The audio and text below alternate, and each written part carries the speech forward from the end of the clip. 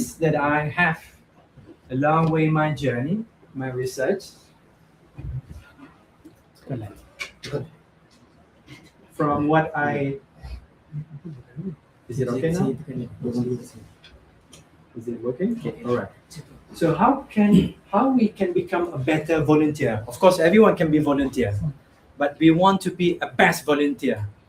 How can we compete with them as a Muslim? Because we represent a Muslim. We want to show the Japanese, even though they are very good, well managed, independent, we have very cleanliness, but we have Islam. We have our Al-Quran as our guidance. We should be able to be a role model, become the best. And how we welcome newcomers. So every single Japanese who enter JDC, we remember, I thought with Irfan, I thought with Dani, I thought with Faris. And from there, we bring something remarkable as a Maori. And then that makes them want to come back here. And how can we create an environment where people feel respected, comfortable, and safe to ask questions? I used to be a teacher before, so I know that being a good communication, like communication skill, is very important. It's not just about knowledge, but it's about how we interact with others. When we speak to the children, we try to be like the children themselves. When we speak with our friends, kita jadi macam kawan lah kan. And then when we speak with elderly people, because last time when I was here, there are many elder Japanese, so we need to be their level. And what, like the Prophet said, when we want to talk with others, biqadri uqulihim. So we need to be same level with them.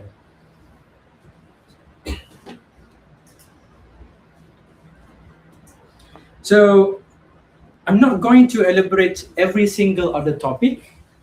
I would say rather that this will be represent like a number 1 until number 7. It's like when our visitors come here, the first they enter JDC, what will they feel? How, when they watch us, what we are going to do? How can we welcome them? How can we create a great first impression? And then when we organize any event or lesson, how can we design and engage in program like what's function ataupun acara di church, di Buddhi, the temple and everything. So kita boleh buat. And how to be an effective communication with our visitors. And excellent volunteer. And then after that, the last but not least, building lasting relationship. Until today, I meet them almost 7-8 years ago. They still contact with me. My Facebook was disabled recently, but if I'm not mistaken, they still send me a message saying hi, saying how are you, how was your research about. They still communicate with me. That's how we want to create a lasting impact in their life. It's not just about we want to transform them to become Muslim in a day one. No, it's not about that. But how we can give them something that can feel that when they return to their home, that the moment that when they come here, it will give a great impact in their life.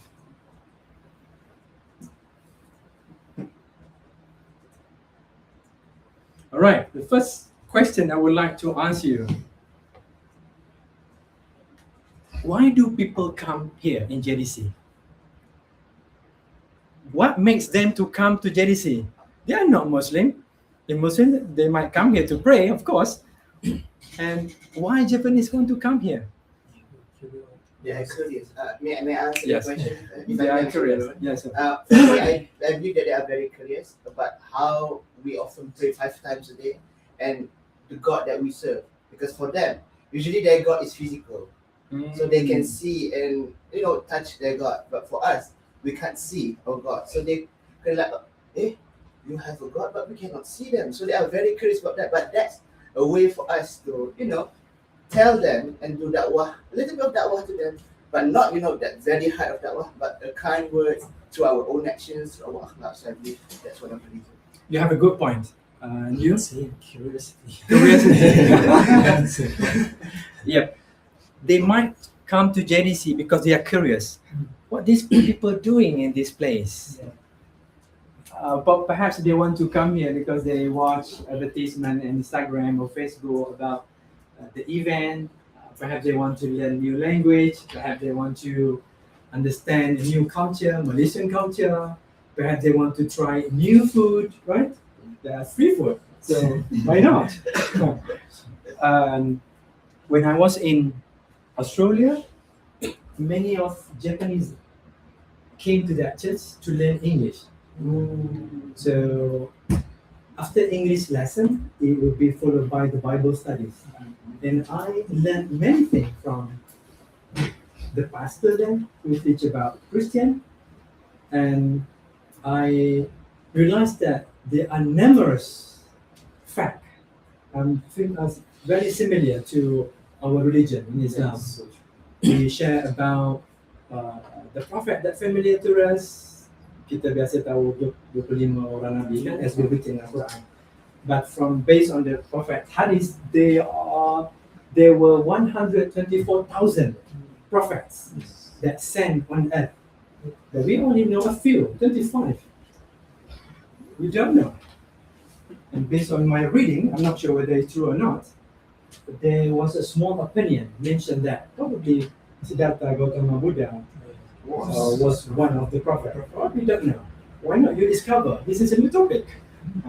Because when I visited temple, like I was in Kyoto yesterday, I planned to come here after I visited, but I didn't manage it. My friend who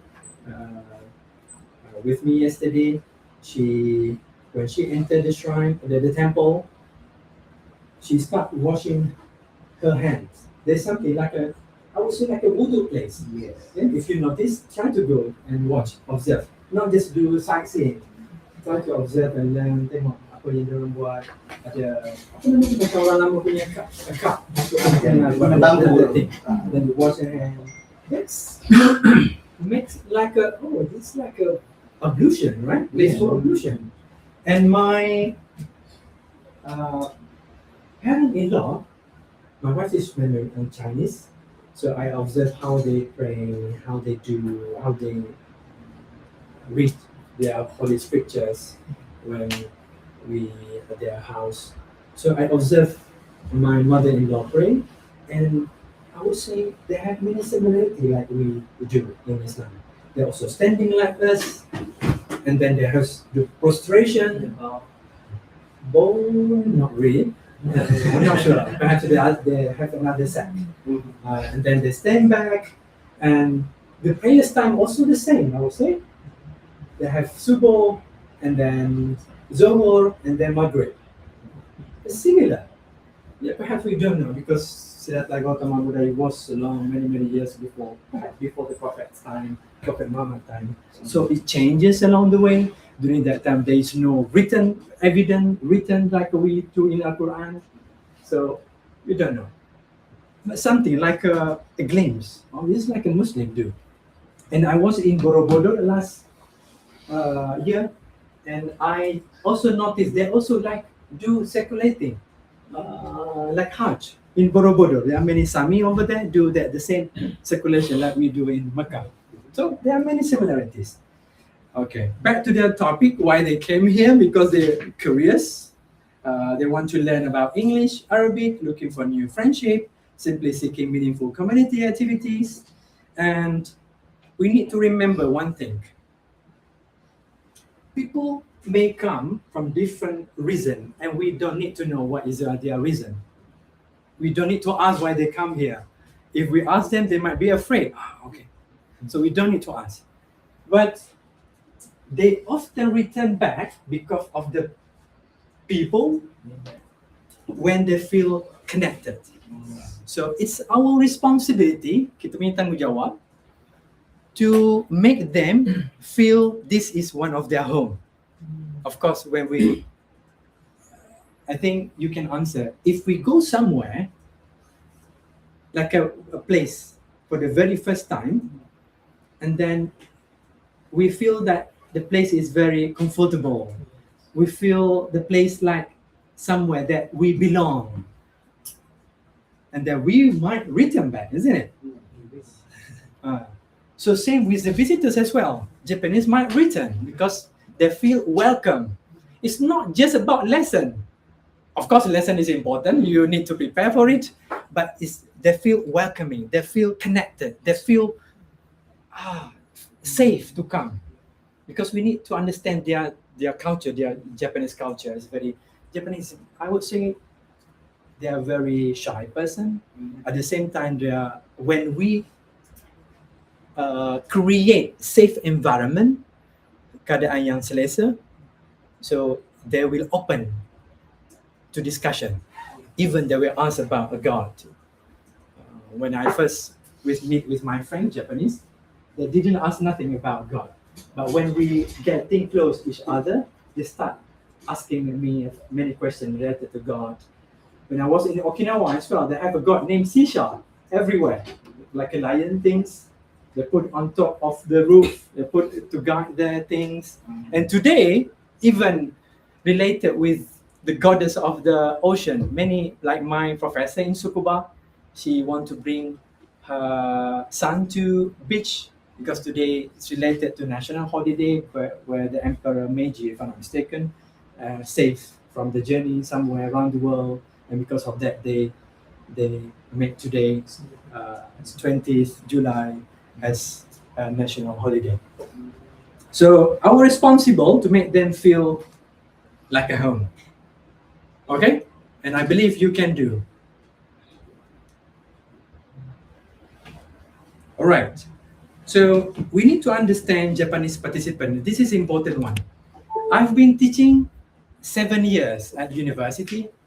Before that, I was a teacher. I also teach at kindergarten. Every level of the participant, student, have their own characteristic. When we speak, when we communicate with children, kita kena jadi budak-budak. Yes. When we speak with our friend, we enjoy. Like this morning, I'm happen to wear the blue clothes when Argentina is lost. Oh, Spain is winning today. Because I like Messi. Messi. It's okay. No worries. No hard feeling. No hard feeling. No hard feeling. Therefore, the last one. Yeah. Okay. And back in UUM, I also have many elder students. I have 7 PhD students under my supervision. And most of them are older than me, so I know how to communicate with other people. So this is about psychology. So when we communicate, we want to create last impact to human, and that's called human touch. And okay, we will skip that. So the value before we start a program event, we first need to make them feel comfortable. Like dalam kelas juga, I always mention to my students, we need to create safe environment in the class where students feel happy, where students feel like this is like one of their home, when students feel not shy to ask question. Kalau kita jadi cikgu yang garang, kan? Of course, students might not asking any question. They will sit down. Kan? Saya teringat dulu when I was a student, yeah, of course we are student. Every time I feel sleepy, I will blame myself. Probably I sleep late because watching the football. Probably I eat a lot that makes my tummy full and then easily get sleepy. I always blame myself when I was a student whenever I feel sleepy. But when I become a teacher, a professor one day, if my student feel sleepy, I not blame them, but rather I will blame myself. perhaps because of my interaction, my speaking intonation is not really well, perhaps because of my engagement is not very good. So we need to be always in the improved moment, situation, and not blaming others. So as you as volunteers today, you're not just improving your own language in Japanese, at least know simple words, konnichiwa, that everything, ohayo gozaimasu, and what do you say? You're most welcome. Doshi yeah, okay, that's good. So you need to have some effort to learn their language, and they feel welcome. They feel appreciated if you know their language, right? So you need to start. Like when we meet foreigners, I talked to Aliff just now. I happened to meet a few polyglot when I was in Germany. Polyglot is a term that we give a person who able to speak many languages as a native speaker. So one of my friend happened to know Malay. Oh, macam mana dia cakap Melayu ni? Oh my god, he's Swiss. Swiss. He's from Switzerland. Yeah, he invited me to visit him, but I'm not sure whether I have the time or not. And we're still in contact. And he speak Malay as a native. Oh my god! He even like roti canai satu. Oh my god, what is this? And I feel when we try to create the moment, we feel like oh my god, it's like, but it's not look like Malay at all. It's Swiss. So that's why you need to learn simple Japanese language during your time here. I know some of you might stay here for 1 month up to 3 months, but take the opportunity. Stay away from your local Malay friend. It's good. It's a good time. Try to observe them, live somewhere. Try to great opportunity while you're doing, because it's not really easy to have this opportunity, which is I know you spend a lot of money to be here. So not just being here, try to go somewhere else, try to interact with local people, try make a friend, I would say, that you can stay with Japanese. And luckily I used to have opportunity to live with Japanese. And living with Japanese is just another level, which is you need to be really follow their values. The way you put your slippers, like we do here, is like a reverse parking. Even in the toilet, they also put slipper in the manner way. And they start practicing this culture, not just accidentally they do it when they getting adults. They start doing this from the first year of their age. I went to the daycare where I observed how baby is taken care. I went to the kindergarten from 3 years old until 5 years old. I went to the elementary school. They already know how to do this thing. And you know what is the main reason in Malaysia nowadays? Malaysia government want to change from darjah 1 umur 5 tahun kan? 6 tahun. Yeah, 6 tahun. But it's not successful. I write one of my comment in newspaper is published. I told them why our policy is not working. I told them Japanese, even in UK have early. They send their children at 3 years old, 3.5 years old at the first grade. They just have to. In Japanese, they start become independent when they enter kindergarten, I would say, 3 years old. At 3 years old is a significant age where teachers teach them about how to eat by themselves, how to put the slippers, how to wear the hat every time they go outside, everything. Super. So from there, they practice until today. So that's why we need to follow the custom, the culture in Japanese. So because when they enter JDC, it will be different because they will see Malay face, many familiar faces, but at the same time, the important one, when they go to toilet, they will see the same, the culture. That makes them feel home. That makes feel where they belong. So as volunteer, our responsibility is to create an environment where everyone feels safe to ask questions without fear and being judged. Okay, we skip this thing. Right. Why first impression is matter? And the most important is why people like us. Kenapa orang boleh suka kat kita? Why people like us? Itu dah keluar tu kan.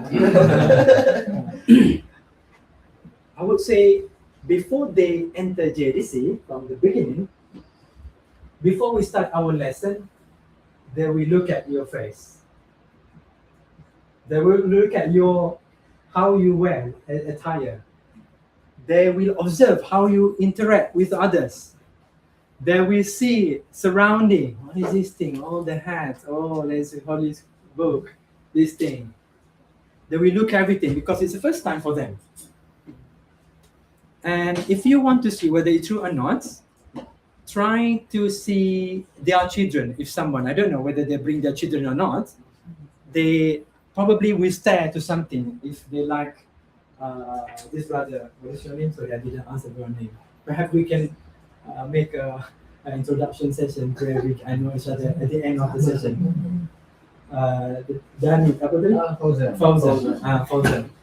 If they enter for the first, they enter JDC, they look Fauzan. Kalau budak-budak, they will tengok. So it's noticed. Very noticed. So I would like to give you an example what the Prophet ﷺ does during his time when Al-Barra bin Azib is one of the youngest companions during the Prophet time. When someone asked Barra bin Azib, أكان وجه النبي صلى الله عليه وسلم مثل السيف? So when the people who never seen the Prophet before, they cannot imagine how the Prophet looks like. So he asked Barra bin Azib. Barra bin Azib is a young teenager, I would say. Mungkin Nabi macam pedang ke? That's the meaning. Because if we imagine someone who will become like a leader, Panglima Perang, this is general. The Prophet was a general, war general. So someone who never seen the Prophet, imagine ni ketua yang semua garangan. Tapi what Barra bin Azib said, bal kana misla al-qamar. Tak, dia kata muka dia like moon. Can you imagine how the Prophet, when we during the darkness, we only see the moon, lights. Oh, it's just peaceful. I happen to focus to prophetic pedagogy when I study in Germany. I try to compile all the narration, prophet tradition, not from the great companion. We often hear about the great companion like Kibaru Sahaba, Abu Bakr, Uthman, Umar. So all the hadiths from this Kibaru Sahaba is different, slightly different, because they talk about fiqh, they talk about sharia. But if you notice, if we focus more to the younger companion, which is a lot, I would say, like Anas bin Malik, Ali bin Abi Talib, his cousin, Abdullah, there are many, Abu Jaris, there are most of them like 20 years old and below. All these young companions narrate the hadith, how they interact with the prophets. One of the hadiths mentioned that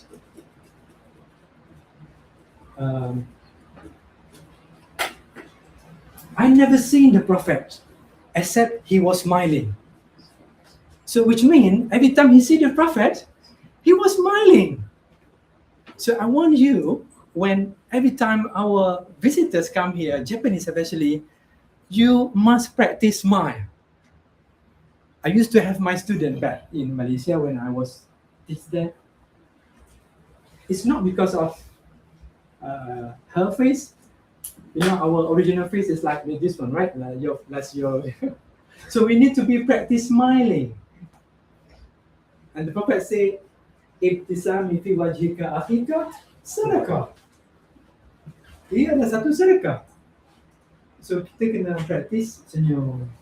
Kan senyum apa panggil kerana nak menggoda. No, this is new visitors. So we need to practice this. And I witness many of the people who preach in the church. They keep smiling all the time. So we need to be smiling. We look at this like, this is a simple thing. Why do I need to focus on the lesson? We need to learn Arabic language. Arabic is 1, 2, 3. But you need to conduct it in the fun way. Always smiling, smiling face. And if you notice, many hadiths just focus to the Sharia way, which is good. But there was hadith that I would say where the Prophet ﷺ teach, I don't remember the compare name. I don't remember compare name. Oh my God. Ya salam. But he teach about Muaz bin Jabal. Muaz also happened to be a young companion. We know that hadith that mentioned about after prayer we are encouraged to say Allahumma inna ala dhikrika wa shukrika wa husni ibadatik. So we know that hadith. After prayer we are encouraged to say these words. Do you know how this hadith narrated to Muaz? The Prophet came to Muaz. He touched his hair. And then he touched at the back. Muaz, I love you, Muaz. See, this is how the Prophet do. Make sure after prayer you will say this prayer, okay? Allahumma inna ala dhikrika wa shukrika wa husni ibadatik. This is the non-verbal communication that Prophet practiced. And this thing we need to practice. Not just taking Allahumma inna ala dhikrika wa shukrika wa husni ibadatik. Of course this is good, but how we interact, how the Prophet interact with young companion. Touch the body, touch the hair. It gave the great impact, right? So this is what we need to do. Not just about the lesson. Of course, it's important. But the way we interact, you just come, where are you from? Oh, you're hungry? We have water here, okay? This is what we need to do. And that was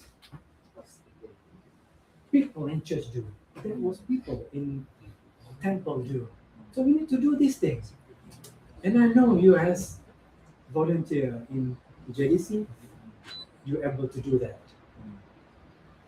Especially the non-verbal communication.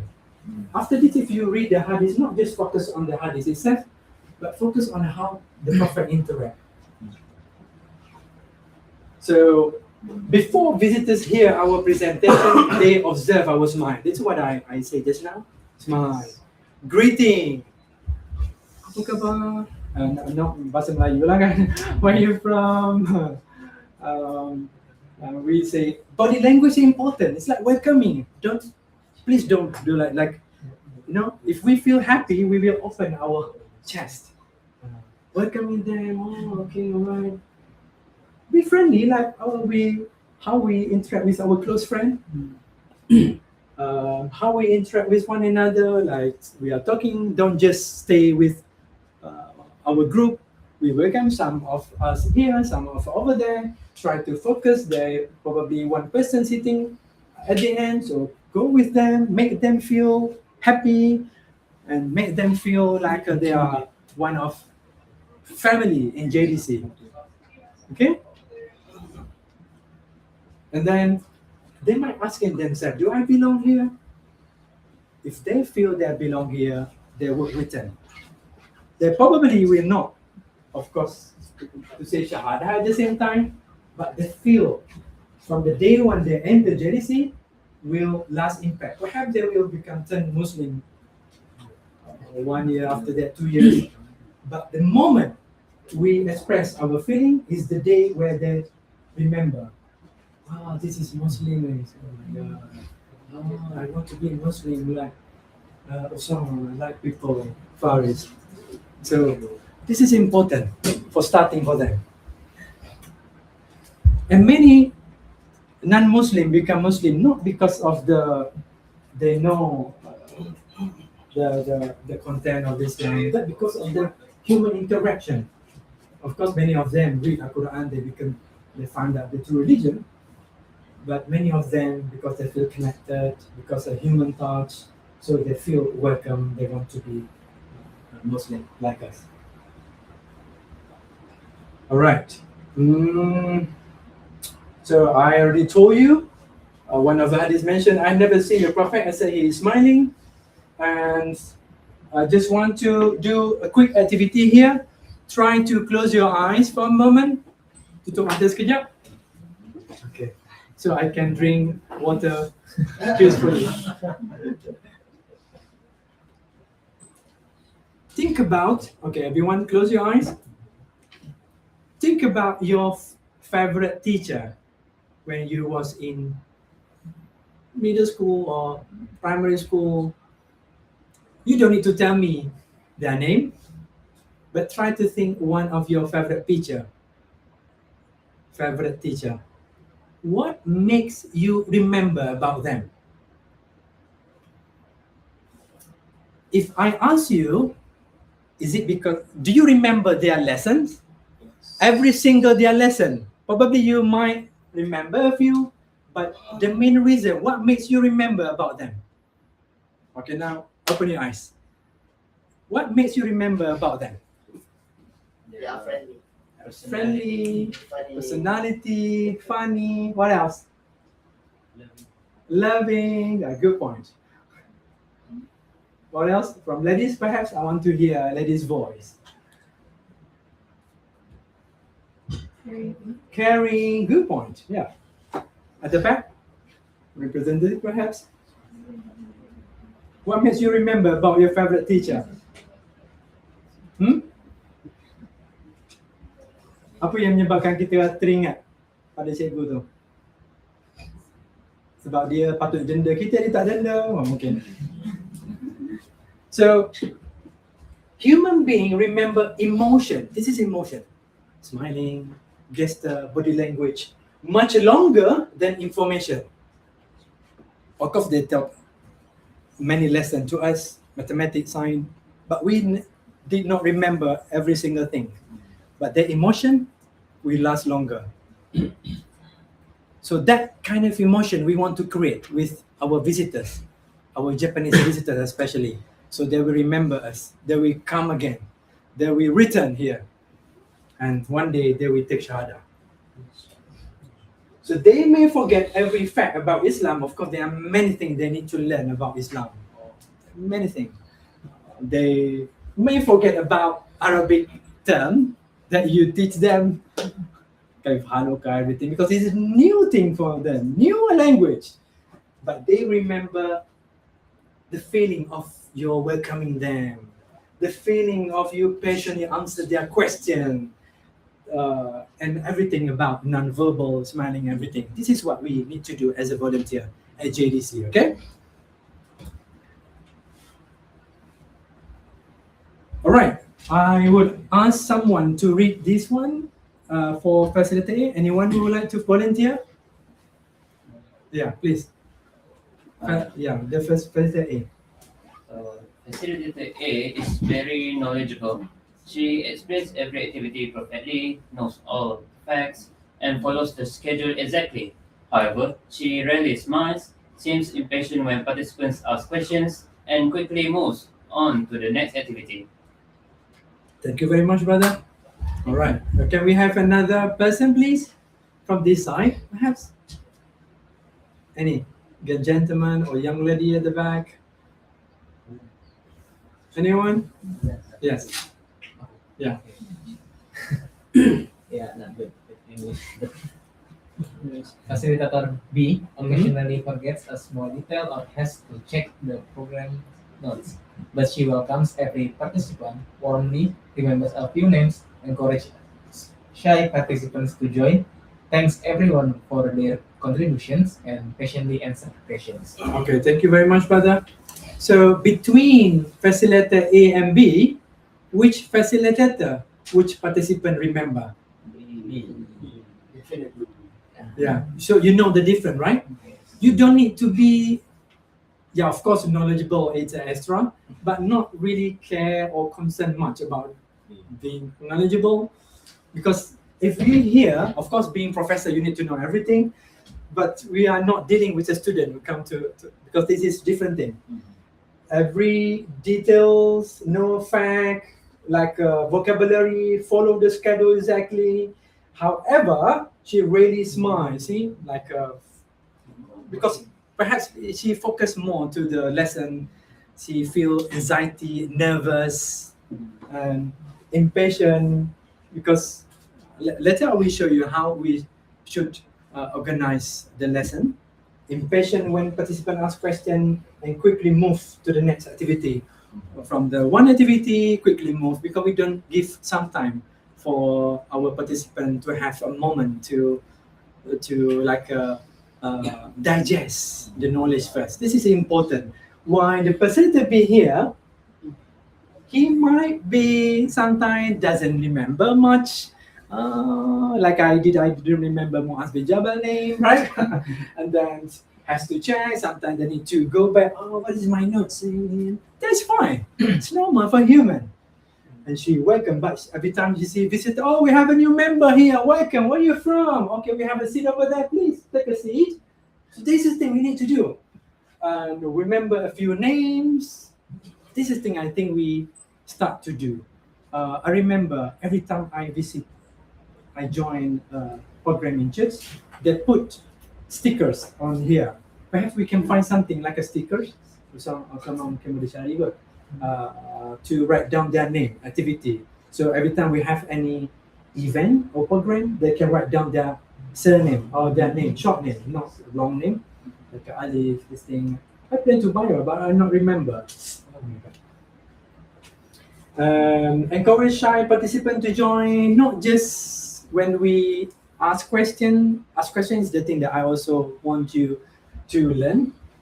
We open to those who are from the back who doesn't say anything. We open for them to ask questions, to give opportunity for all, and eventually ask question whenever they have question. But Japanese never ask questions, so you should be the one who open to the question. And how we want to open for this question, I will show you how later. Okay, so definitely facilitator B. And then why participant will remember facilitator B? Because not because she knew more, but because she made people feel comfortable. This is important. They make people feel respected. They make people feel valued. And Japanese people happen to be very strict to these values.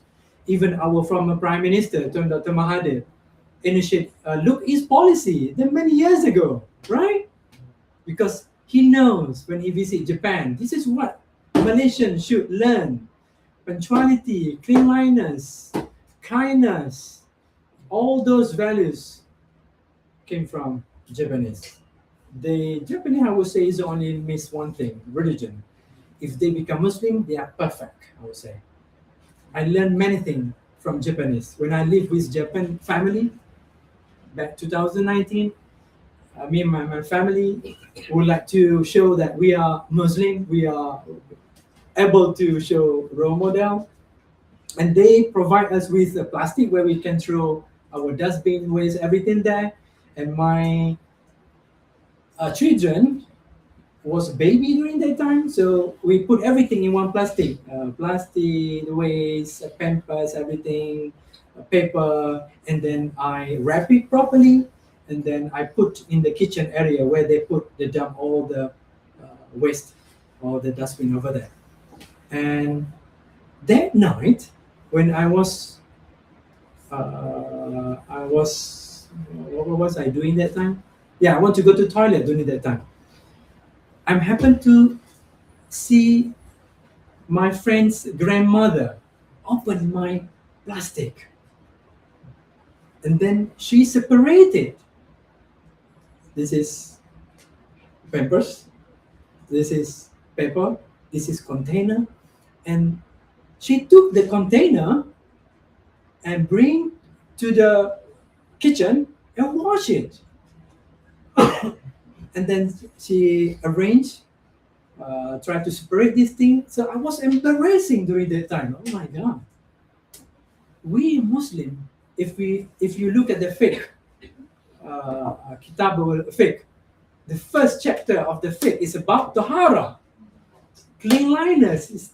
We have been taught about cleanliness, but we have not being a Muslim is not able to represent the cleanliness. That's the thing we need to remember. So they are very strict about value. Of course, we can bring Malaysian value in here, but at the same time, we need to follow their value as well. Punctuality, cleanliness, the way they put the bicycle, the way how they lining up every time they go to the escalator, get on the train, everything. You can observe this thing. So as a JDC facilitator, your success is not measured only by how well you deliver the content. Okay? Of course, this is important. I didn't say it's not important, but the main thing here, because you are represent as a pendakwah, so you need to welcome them, make them feel comfortable, respected. And it is also measured by the experience you create. So this is the way too important. You need to remember. Okay, as a JDC volunteer, your success from matter is the same thing. Participant or visitor may forget the exact schedule, every instruction you gave them, every fact you share, but they will remember whether you smile, whether you listen, whether you be patient, whether you make them feel they belong. And you are not just delivering a program or event, you are creating an experience. An experience are remembered through emotion, not information. Emotion is one of the interesting things we can discover. And many Western, they are very particular about research. And that one of my research interests in future, because if you read the hadith, especially hadith Qudsi, you can see this emotion not just expressed by human, but also expressed by Allah, which Allah smiles when He sees elder people pray, but He was happy when He sees younger children pray. Of course, we feel happy when everyone practicing. So this mind belongs to Allah, that we cannot say this mind like a human's mind, of course. This kind of emotion, different. There are many, like Allah feel like they're happy, feel sad, even Surah Ar-Rahman was revealed to the Prophet ﷺ when the Quraysh did not listen to the Prophet for the 10 years after he tried to deliver his message. And Allah can punish them, Allah can throw them to the ocean at the same time. Look what happened to the Prophet nation, Prophet Noah. The great flood, everything vanished. Look what happened to the Pharaoh and his army. Allah can do that during the Prophet time, but Allah expressed Ar-Rahman, Surah Ar-Rahman, the most is his name. Penyayang, gracious. Allah revealed that surah because the Quraysh, Kafir Quraysh, don't want to listen to the Prophet. So we need to give this kind of good experience through our emotion.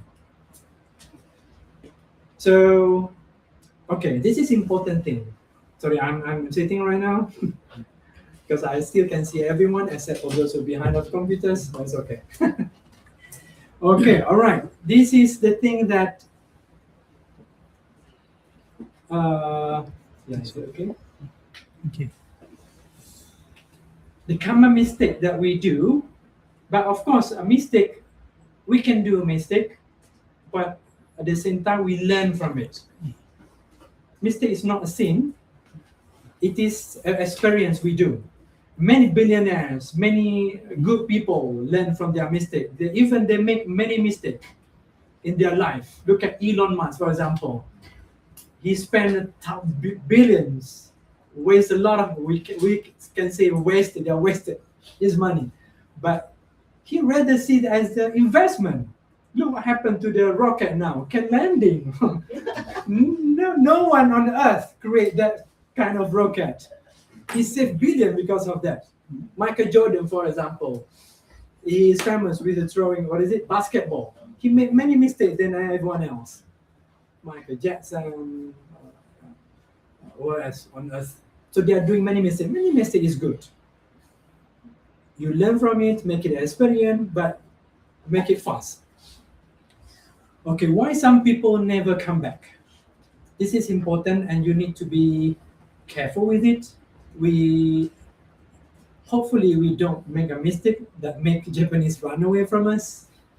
And the Prophet also warned us about this kind of action. From the hadith, what the Prophet said,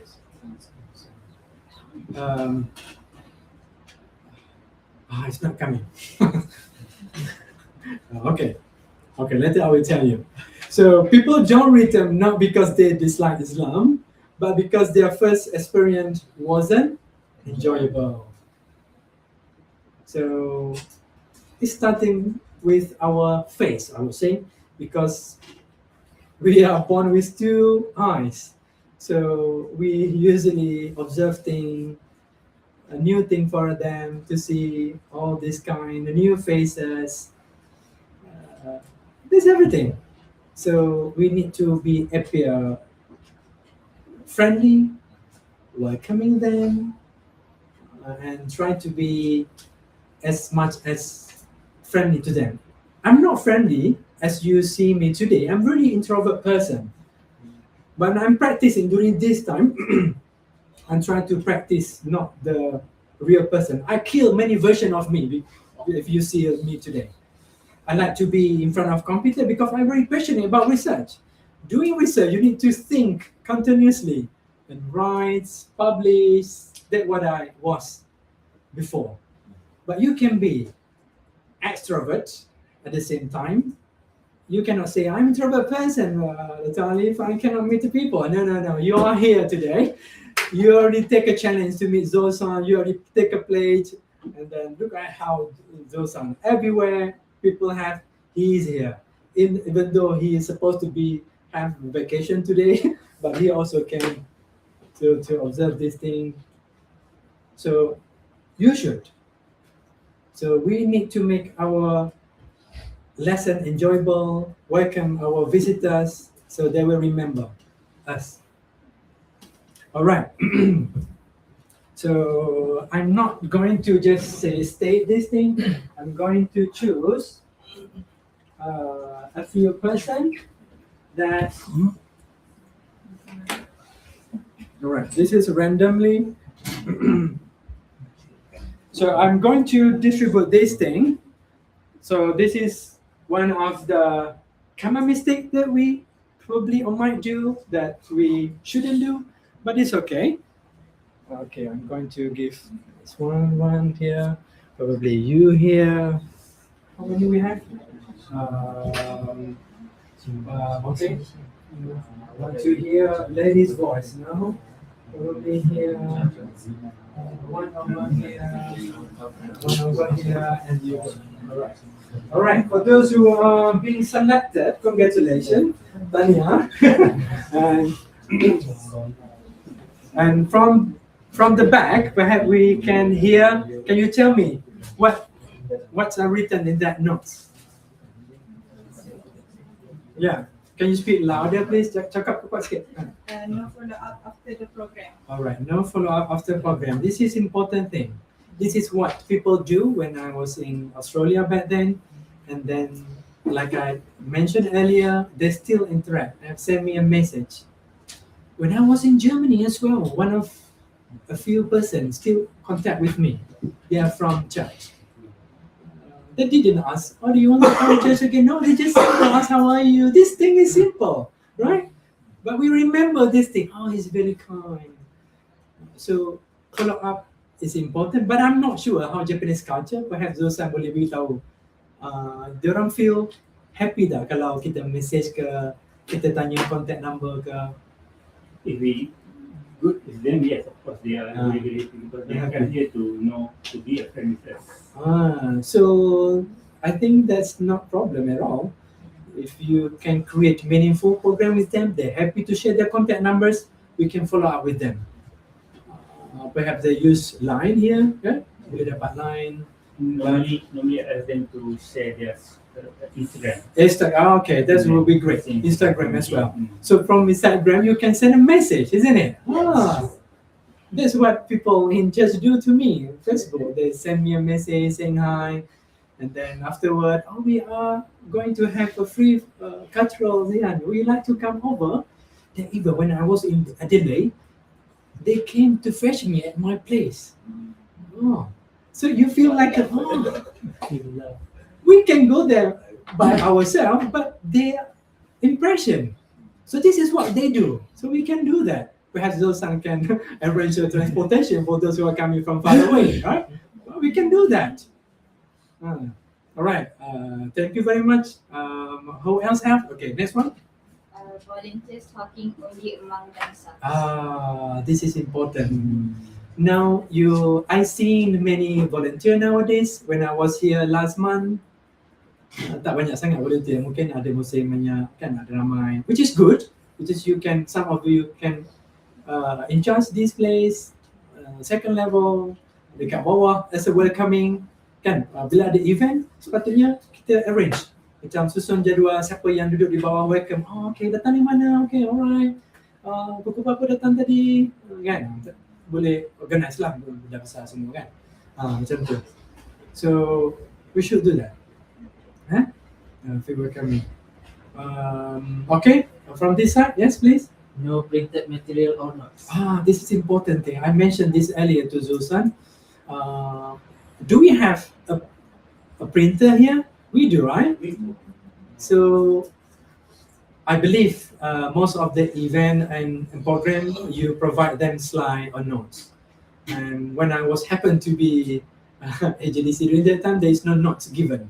So because I observed there were a few ladies who was very keen typing, trying to write down about Arabic language. If we give them like a small notes or notes paper, it help them to pronounce the words, right? Because it's a different language. So kalau boleh sediakan notes kepada newcomers, especially untuk language lesson, English, and cari yang mudah, topik yang mudah. Nanti kita tengok. Alright, this do you have? Okay, brother. Using difficult Islamic terminology. Alright, this is good. This is good. There are many terminology is not original from Malaysian context. It's origin from Arabic, right? For example, what is for example? Do you know Islamic terminology? The first time for them to hear. Tahara. Okay, well, yes, good. What else? Solat. Probably, okay. Jama'ah. Rusa. Okay. So when you deliver any program, because you're going to have your own program, right? Event or any function event, try to avoid using the heavy words, the Islamic terminology. If you want to say rusa, then you can say the easier things. Try to find the simple words they can understand. Because we probably not notice they are struggling to understand what is this thing. Yeah, they are struggling. If you notice, you would know. Or perhaps you can also make like a glossary on your slide or on the notes for them, because sometimes we also need to use it, right? For Solar, for example, we want them to understand what is Solar. We have 5 times per day. We also need for Solar Zoho right now. So this is important. Okay, yes, brother. Limited participant interaction. Okay, limited participant interaction. This is important. So we need to focus to our participants, not of course when we deliver any program, we need to focus more, but we need to focus. Probably at the back, they are playing with their phone. Probably they feel boring or they feel struggling to the term. So you can walk at the back, or we have a question from here. I want to listen to their voice. Okay, do you have any words that you feel unfamiliar? You can ask them. Don't just ask him like a random question. Okay, anyone have question? Believe me, they won't ask any questions. So you need to ask, what the first thing that you have learned from my slide? You can ask, what is the word that you have learned today? So directly ask that question. Not open. Okay, we have any question? No one ask question. And Japanese, they are very shy people. Okay, thank you very much, brother. So can we move to this side? Yes. We don't have any in front, right? Okay. You don't have that? No. You don't. Okay, at the back, please. Too much text on slides. This is very important. This is very important. Too much slide. You need to avoid this. Kalau boleh jangan letak. Of course, you not memorize everything. That's why you're putting a lot of things there. But you can have as notes and deliver as normal as possible. Because they see, just now remember, they want to see your participant, your engagement, your emotion. It's not just about the content, okay? It's okay if you not remember everything. I also not remember many things. Many things I don't know. So try to put simple as possible. Mine, I would say, not really good example, but you can try to refrain of using many texts on the slide. Okay? Yeah, perhaps there also a function on the slideshow where you can put under the notes. Yeah, I think probably some computer can do that. All right, thank you very much, sister. And next one. Presentation is too long. This is the most important also. Presentation is too long. Of course, we feel very happy to share everything with our participant, right? We are very excited. We want to say, from A, B, C until Z. But we didn't concern about participants. We didn't care how they feel. We don't know whether they feel hungry. We don't know whether they want to break. They have a cup of coffee, for example. This is important. So we need to concern every single participant in our class. Okay, all right. Thank you very much, sister. Okay, at the back, done? All right, okay. So yeah, they're ready. So this one. So our goal is to avoid this barrier and create an enjoyable learning experience. This learning experience is much way too important than focusing on the slides, focusing on the some technology and others.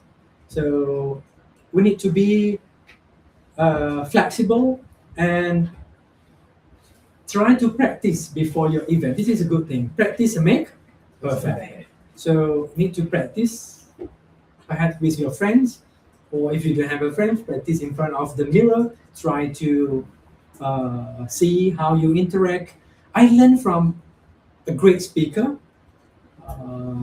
What I learned from them, if you want to see how you deliver a program, you can record yourself.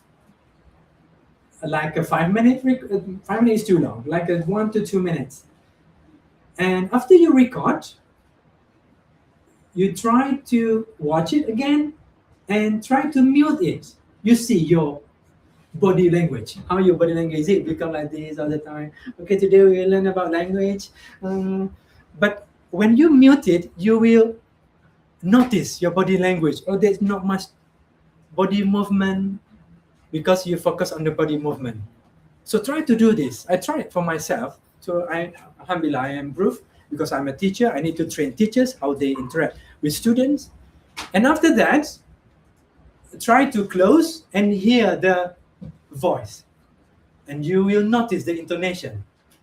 Whether you use one intonation, Like every day, today we're going to learn about Arabic. Arabic is something special. There is a heaven language. See, you know, because you didn't focus about body movement, you focus about listening. So you will notice your intonation, whether you use intonation or not.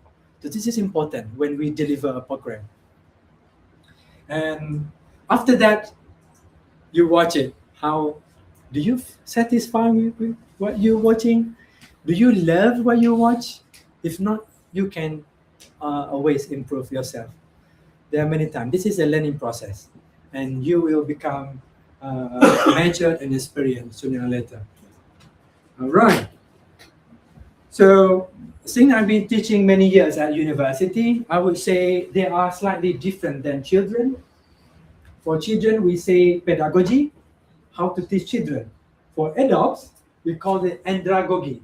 So, andragogy, adults learn differently. Orang tua, orang dewasa ni, most of them, most of the people who came here, probably elder people. Some of them also younger when I meet them. So we need to be similar with them. For elder people, adults, they need to learn something that relevant to their life. So we, as much as possible, try to relate something that related to themselves. If we choose any topic, find topic that can relate to adults. Probably communication topic about daily life, jual communication, where they can practice, and it must be interactive way. Learning mesti interactive. Macam ni, the way I come to this brother, ask the question, what about over there, okay? And then this is the most important, respectful. I would say Japanese is kind of like a European as well. They are really shy nation, so we need to respect them. Respect in terms like we have a lot of live broadcasts like this. I don't mind the record myself, but being Japanese who come to JDC, Japan Dakwah Center, they probably might feel insecure. Their activities being recorded. Probably, I'm not sure. So perhaps we can put something that we are recording this session. If you feel uncomfortable, please tell us, and we will remove you from the session. This is what people in German do, because they're really heavily concerned about data privacy. They even have GDPR, concerned about digital. They don't have this thing. CCTV unless in the public. So we cannot simply take a picture. And when I was in Okinawa, taking someone's picture without consent can consider as a crime. So you need to be aware, not just taking picture like that. I'm not sure about the live session. Perhaps Susan can advise about this thing, because some of them might feel insecure, might feel shy, because they want to come here to learn English and Arabic, not because of the religion. I also feel insecure when I visit church, because if I expose myself, they probably might not allow me to come there, or people, Muslim who see me in the church feel, oh, this guy wants to learn church, Bible, what is this thing? Malaysia always thinking about this thing. But I'm curious, want to know about this thing. So perhaps in the future, we can ask them whether they feel happy, or if you're not, they can feel, they can talk to us being removed. So in German, that's they do. They will put some, like a sign. We made some recording to this session. If you feel not comfortable, we are not taking your picture in this session. So they feel respected. My face is not going to be exposed. Perhaps they will be happier to come again. And if we just taking their pictures and posting online. Everyone has social media, right? And we're happy to share it, but sometimes they might not. So if we do that, they feel, oh, feel respected here. So I'm okay with it. And thank you for asking me this question. So they feel respected. It's important because they are adults. They can think. And then we also need to make a learning connected to real experience. This is important. Experience where sometimes they want to share their experience. They travel many countries. They have many friends. So give them some space to express, to share their experience, to share their knowledge. Like when I was here last month, the old beautiful lady was sitting somewhere here, and she is really keen to share her experience going to what was it? Egypt, if I'm not mistaken. Yeah, share everything. So give some space for them, not just us talking all the time. So instead teaching as though we are in the classroom, we should facilitate conversation, encourage participants to share their own experience, but in the same thing. Okay? All right. This is thing that I invent. It is not really this unhealthy thing, but I just want to picture, you guys easily picture how we should organize our lecture. It's like a burger model. But please, after this lesson, I hope that you try to reduce eating burger, because based on the research from Michigan University in America, for those who eat fast food, especially burgers or hot dog, will reduce 36 minutes of your own life. If you eat, how many burgers you eat nowadays? Can you multiply by how many, and then you will know how many minutes your life will be shorter. One of my interest research area is about longevity. That's why I went to Okinawa. I want to observe how elderly people live, what thing they feel connected to each other. It's not just about food, but it was about connection between other people.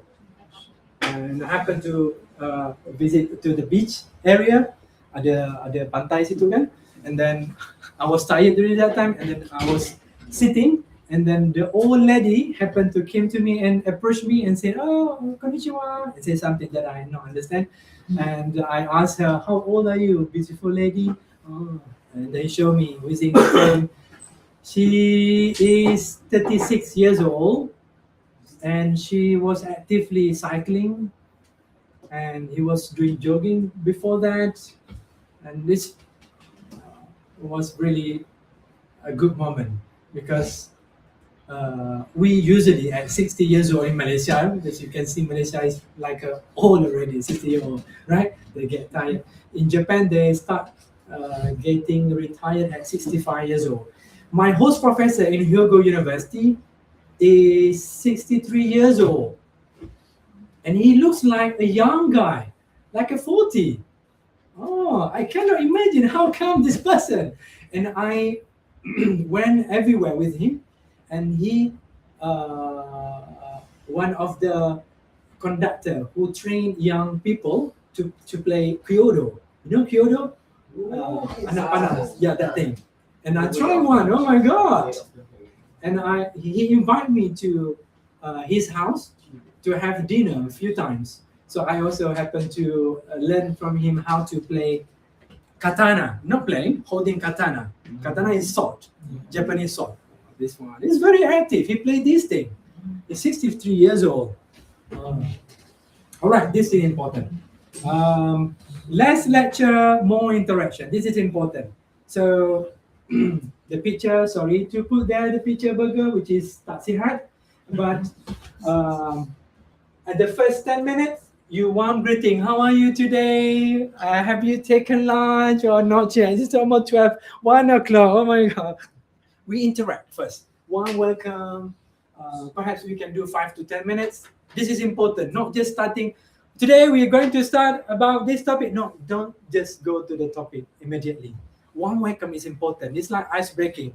If we have a few participants, perhaps we can introduce yourself, where you're from, and how do you feel today? We can go one by one if we have a few participants, but it depends on how many time we can allocate.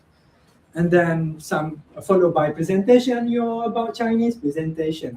Sorry, a typo over there. About English, about Malaysian culture. I believe yesterday was amazing, where you organize about Malaysian culture. Many people come here, right? So I believe you can do that. That's why I didn't come. I believe on you. All right. And then followed by activity. This activity is important, where everyone can have engaged and give some feedback, and followed by discussion and tea break. I would say tea break is like a small thing we do, right? Okay, we have a tea break, 5 minutes, all right. And then we just leave the floor.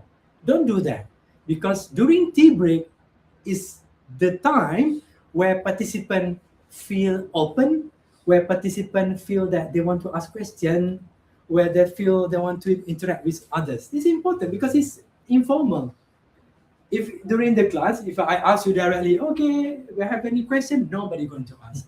But during tea session, where we sit with each other and we try to communicate with them, then we feel open. So tea break is important. Try to make it longer a little bit, because they will feel like informal. Okay, mana tadi? Okay, right? This is important.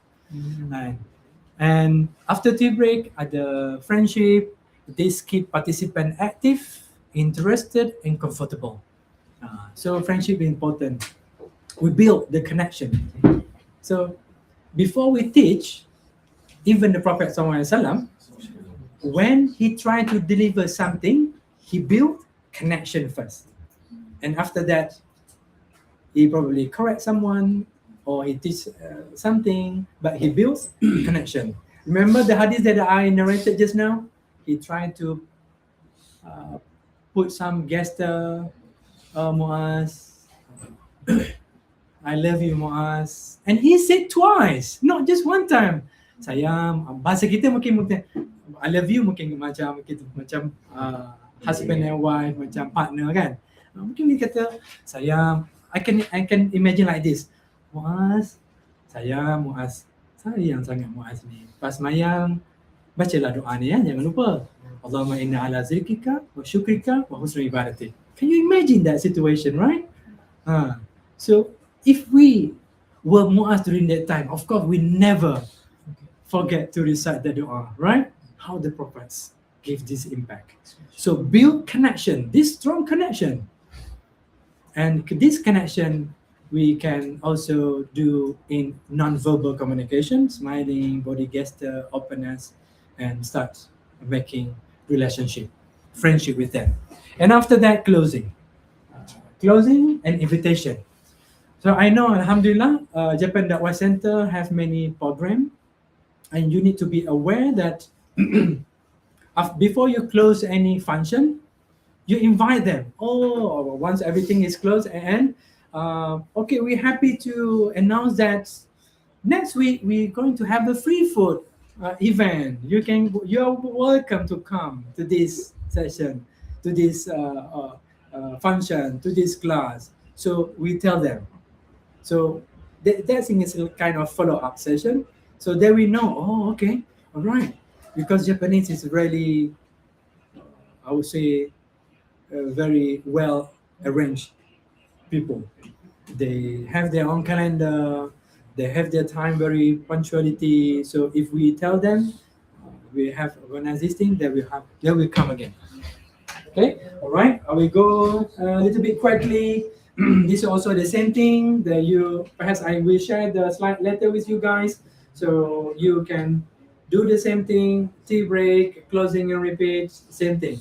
And if you have any pay work, not just random, trying to do pay work. This is I learned when I was in Cambridge. Every time in days different than other conference, where they do every time they have the seminar, not just the speaker speak, but they also allow participant discussion in pair. So they have a discussion and they start talking and give opinion. Okay, this is also the same thing. I don't want to this one. All right. Small conversation create big connection. So I already told you just now, avoid asking random questions. Like we say, does anyone have a question? Does anyone? There's nobody going to ask. But instead, ask something that's related to the any event that you conducted that day. So perhaps you can ask the question. There are many questions. This is only an example. What was one thing that surprised you today? So they will tell you. What was one new Arabic word or English word that you learned today? It's simple, right? Same thing, but different way you ask question. So specific question make people feel much more comfortable. Okay, all right, let's go quickly. So I traveling a lot this day, and then I think the biggest lesson that I've learned during my traveling is good speakers.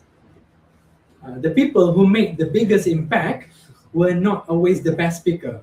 Even we invite someone who are motivational, good, famous person, they are not best speakers. But the good people were the best host. And you as a volunteer, you are the host. So what you need to do is you greet everyone warmly. So this is important. Please don't be shy. Of course, as a normal, I also feel shy. But you are now as volunteer at JDC. You must put that thing away for a while and welcome everyone, even though they are old people or young people. When you speak with your children, lower your body. Perhaps these children, how are you? How are you do today? This is what the Prophet do. From the hadith, you can observe this. Have you eat?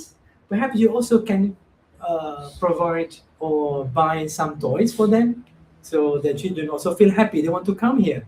Try to lower your body when you speak with children.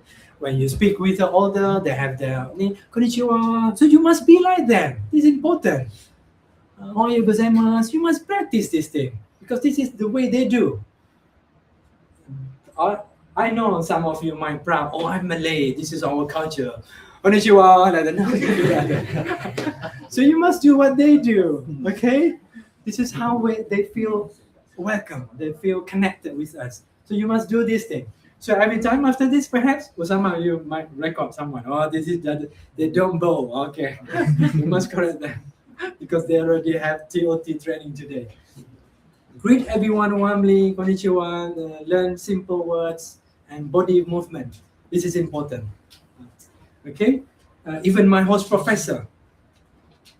He's the one who become like a main speakers at that event. But whenever he greet people, he like a very warm person.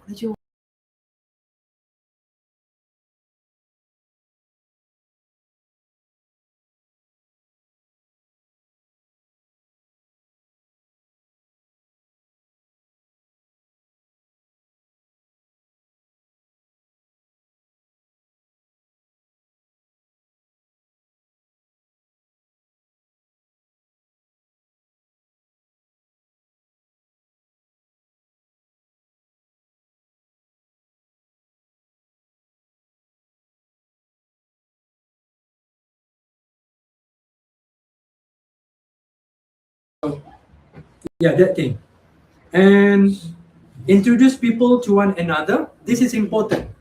That's how Zosan did to me when I didn't know everyone. Let's say I happen to know, what is your name, brother? Daki. All right. Daki with me? Okay. Daki, can you come with me? Okay. All right. So I bring Daki over here. Oh, you know, Daki just arrived here. He wants to do this thing, Daki. So when I introduce you to someone, you also need to be like that. Okay. See, you practice it good. All right. Terima kasih. You can have a seat. This is important. That's what they do to me when I visit them in Australia. At first, you of course feel shy, isn't it? But after that, everybody know Daki already, right? This is important. Okay. And notice everyone who's sitting alone. Perhaps they come by themselves, and then they're sitting at the back behind. So go to them. Welcome them. Oh, how are you? Okay, we have our brothers here. Then you go at the back. Okay, this is important. Encourage conversation. This is also important because try not to feel. Stop your conversation. Try to encourage. Find any topic that related to them. Keep talking and give them some space to also express their feeling and listen more than speaking. And of course, if they not initiate to start speaking, you can ask them questions that related to them. And hospitality is one of the strongest expression of Islamic values. Everyone know about this. Oh, it doesn't work, does it? Oh, you cannot see. Yes, we can see. So I didn't notice. It just started. Just now. All right. Okay. Yeah, we will finish shortly. Don't worry.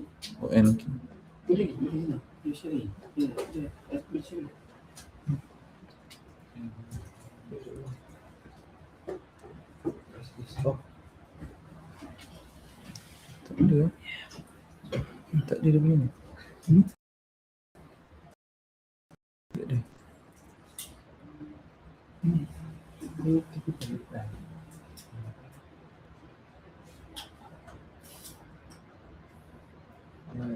All right. While our Zosan is preparing, I just continue this thing. Okay. I think this is important as well. Following up after the program. So what can we do is within a few days, we can send thank you message because we already know their Instagram. We just send them message. Terima kasih datang. Thank you for coming our program on these days. And we're happy to have you on board.